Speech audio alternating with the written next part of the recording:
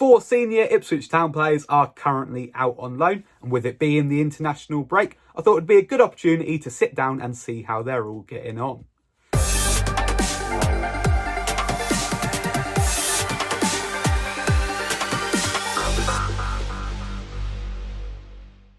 Good morning, afternoon or evening, depending on whenever you are watching this. My name is Harvey Bell. Welcome back to the channel, and it's with a big thanks to one of our regular viewers of the show, Paulson, who has suggested today's video. And we start over at Wycombe Wanderers with Cameron Humphreys.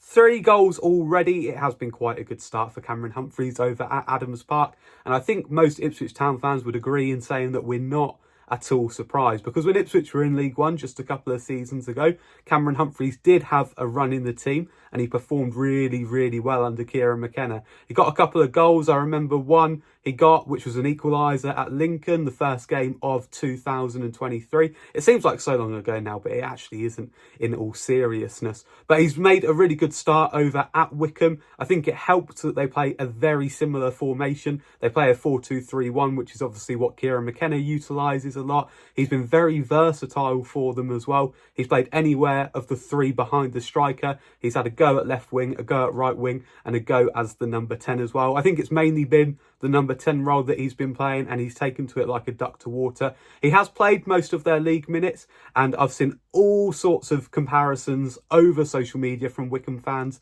and one of them even calls him the Suffolk Messi. So I think that's pretty telling for the performances that he's had for Wycombe Wanderers. It all looks like it is going very well for him over there. And again, I'm not surprised, because he is linking up with Matt Bloomfield, who used to be his coach at Ipswich in the youth setup. So it does seem like a match made in heaven that he would be able to go over there and partner with somebody that he already knows, somebody that knows how to get the best out of him. And so far, it looks like it's been the dream connection. Really pleased for Cameron Humphreys, because he's 21 years old now and he has had games for Ipswich, but he's at the stage in his career where he needs to go and get regular game time.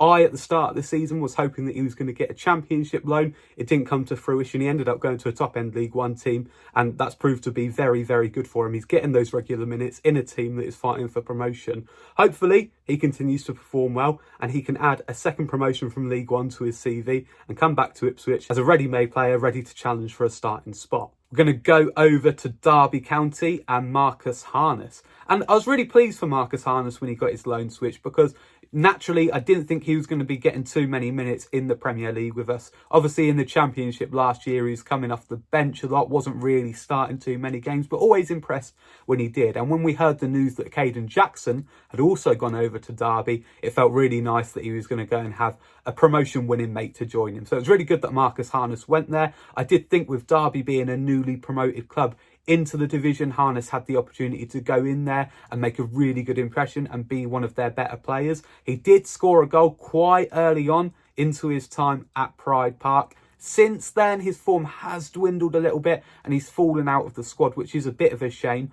But he's still a handy squad player for them at the minute, and I'm sure with all of his training and the obvious quality that he has, certainly when it comes to finishing and in that final third, that he will be able to break into the first team at some point and get back in to that starting 11. I really hope so as well. And I've seen a number of comments from Derby County fans. There's a couple that are being very positive, saying that he's a seriously good player, which I personally agree with. And then I think it's very similar to last year when he was at Ipswich, because a lot of our fans were divided on him. A number of our fans really loved him. A number of fans said that he wasn't quite making the cut. But I noticed one comment that said that they're driving back to Ipswich if they could. And to be honest, if they did that, I'd welcome him back with open arms, because he's a promotion winner and he always gave everything every time he was in an Ipswich shirt. To be honest, I don't know what the future necessarily looks like for him. His contract is up at the end of the summer, but Town do hold the option for another year. So I guess the next sort of few months at Derby will dictate what happens there.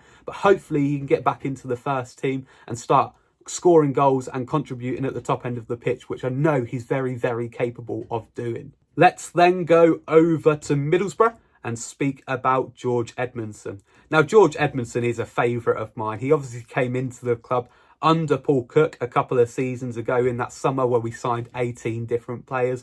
And to be honest, of those 18 players, he looked like he was the pick of the bunch. A couple of injuries, and then when Kieran McKenna came into the club, he did fall out of the side. and really is probably one of the few players to not have an extended run of games under Kieran McKenna. That said, in the Championship last year, whenever he was called upon, he was reliable and he played a big part in seeing some big victories over the line. So he'll always have a special place in Ipswich Town folklore, and it seems like he's having a really good time over at Middlesbrough. Middlesbrough fans seem to really like him. He has scored a goal, which is always good for a centre-back. I love a headed goal from a corner, and that came against Huddersfield in their victory over them. Of course, Michael Carrick will probably have a very similar system to Kieran McKenna as well, just given their background as assistant managers under Ole Gunnar Solskjaer. So hopefully it hasn't been too bad of a transition for George Edmonson.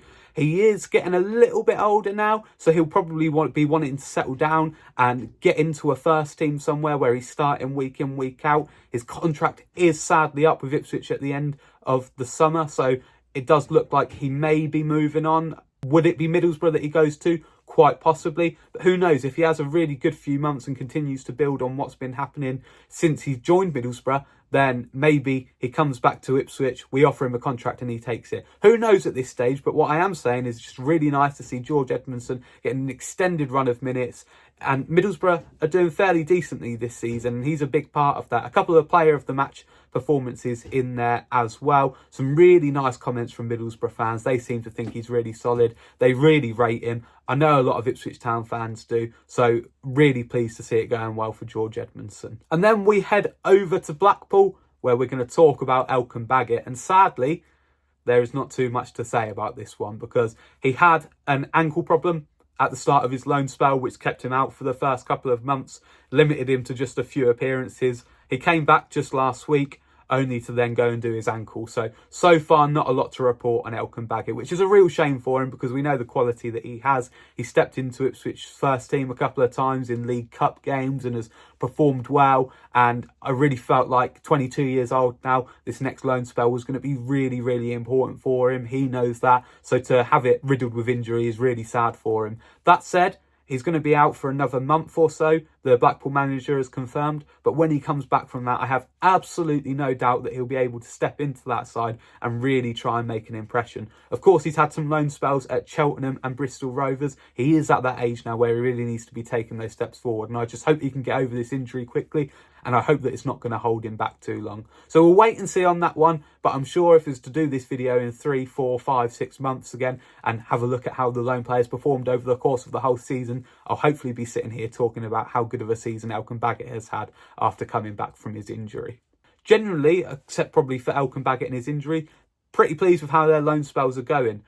I don't know what all of their futures look like, but I know, given the success that the club has had over the last couple of years, that these are players that will be remembered well. And hopefully, you know, possibly if they play well over the next few months, they can all still have a future at Ipswich. I'm definitely sure Cameron Humphreys will, because Kieran McKenna loves him and I know he's a terrific player.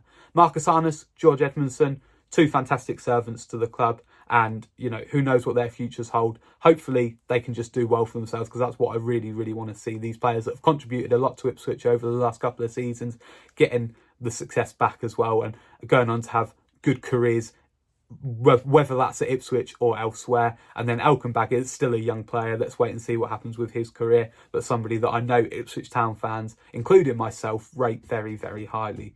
So I hope this has given you a little bit of an insight into how they've all been playing whilst away from Portman Road. Thank you so much for watching, and I will see you in the next one. Come on, you Blues!